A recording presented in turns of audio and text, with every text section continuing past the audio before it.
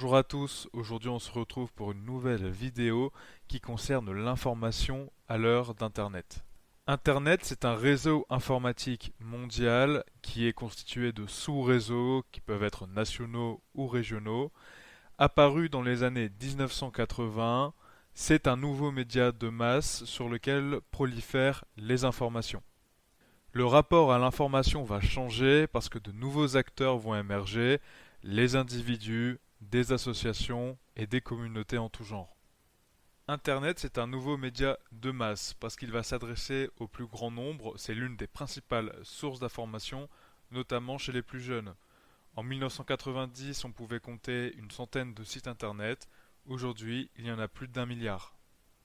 Internet permet une diffusion et une réception instantanée de l'information.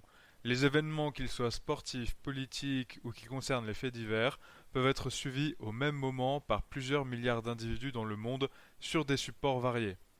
Transmettre l'information en instantané via Internet va participer à la course au scoop, au buzz et à la prolifération des fausses informations qu'on appelle également fake news.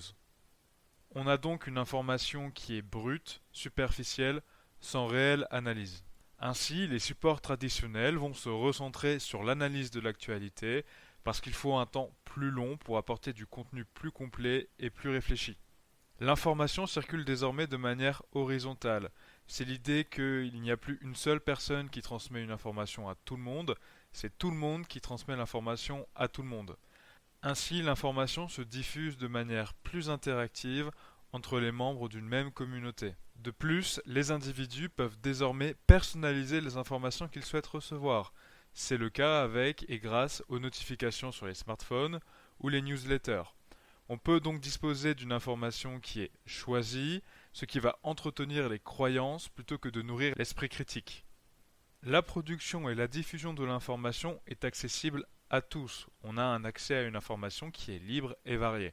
Les réseaux sociaux vont amplifier ce phénomène parce qu'on va pouvoir multiplier les témoignages et les actions des lanceurs d'alerte. C'est les personnes qui vont mener des publications massives pour révéler des informations relatives à des menaces sur les sociétés.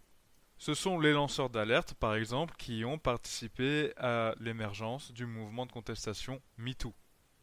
Les réseaux sociaux peuvent alors être un contre-pouvoir, même dans des pays autoritaires, mais les réseaux sociaux peuvent aussi servir à manipuler l'opinion, c'est le cas notamment pendant une campagne électorale par exemple. Cependant, l'accès à l'information via Internet reste très inégal. On a des inégalités liées à la culture, liées au territoire, c'est ce qu'on appelle la fracture numérique. Près de la moitié de la population n'a toujours pas les moyens de s'équiper en matériel numérique. Et dans certains pays développés, on peut même assister à l'électronisme, donc l'incapacité à pouvoir utiliser un objet connecté par exemple, la pauvreté ou des connexions Internet qui sont insuffisantes. Face à l'importance des informations sur Internet, les États vont chercher à contrôler cette information.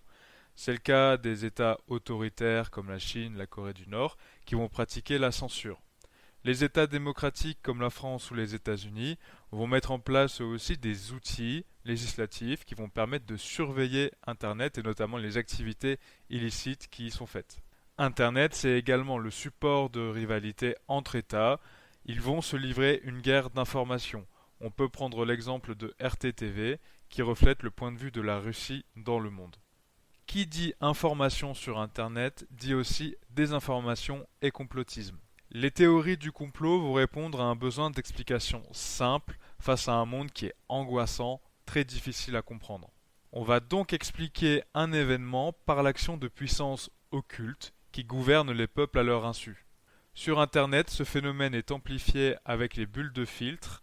Ces bulles de filtre vont aggraver l'enfermement dans des explications simplistes et nuire à la réflexion critique parce que c'est un système d'algorithmes où on va limiter l'information sur les réseaux sociaux sur lequel l'individu appartient pour le satisfaire d'un point de vue identitaire. C'est pourquoi il est alors important de vérifier l'information pour éviter la désinformation. Pour ce faire, il y a certains mécanismes que vous pouvez adopter. Alors que ce soit sur Chrome ou Firefox, il y a des extensions qui permettent de dire si le site internet consulté est plutôt fiable ou non, s'il y a la présence de fausses informations. On peut trouver d'autres moteurs de recherche qui renseignent cet élément-là d'emblée. Je vous mets dans la description une vidéo qui peut vous donner des outils supplémentaires pour vérifier l'information. C'est tout pour aujourd'hui, je vous dis à la prochaine pour une nouvelle vidéo. En attendant, passez une bonne journée.